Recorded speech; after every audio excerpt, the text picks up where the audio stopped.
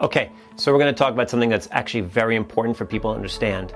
It's the idea of arthritis and spinal degeneration and stenosis. Okay, there's a lot of big words that people throw around that they're diagnosed with.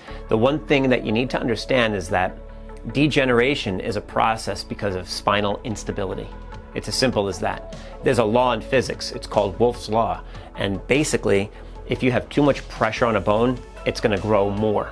Okay? So when bones are being exerted, when there's too much pressure exerted on bones from bad posture or bad spinal mechanics, that's going to make the bones degenerate more. So what it looks like is when we have a normal segment, these are two vertebrae with a disc in between. This is a normal, healthy segment. You can see how the vertebrae, the white ones, are squared off and the discs are the beige color. And you see the orange is the actual spinal cord and spinal nerves. They're protected by the bones in there. So what happens is we get unequal forces because of trauma, whether it's physical stress, emotional stress, or chemical stress. It causes imbalance in the spine called subluxation. And then you get improper loading of the weight on the discs. The disc becomes flat. The discs are like a jelly donut.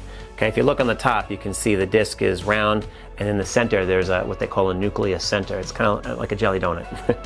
So what happens is the pressure on the disc gets worse. It starts to exert itself out to the side and press on the nerve roots.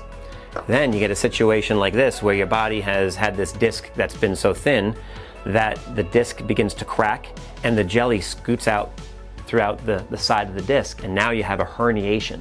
A disc herniation. It puts direct pressure on either the spinal cord or on the nerve roots. But can you notice that the bones here are actually deteriorated? There's bone spurs. The disc got so thin because it lost its structural integrity, and now the body had to develop these bone spurs to really try to lock it in place to prevent it from moving further because it senses that there's weakness there. So that process is called degeneration. Now when you get to this part right here, this is a phase 3. This is the worst, almost the worst. We can still help at phase 3 with chiropractic, but you can see how the disc really gets obliterated.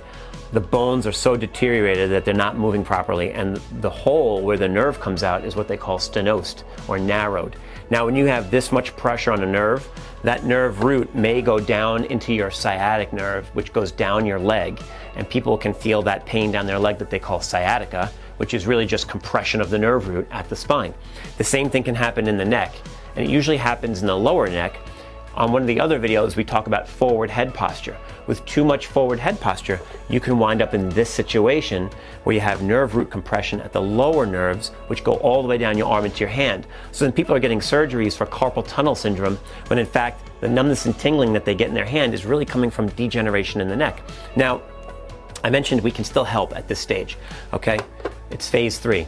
If it gets worse, that's when the bones literally grow together and they fuse, and you can never, ever change that. And that's when we can't help you in chiropractic.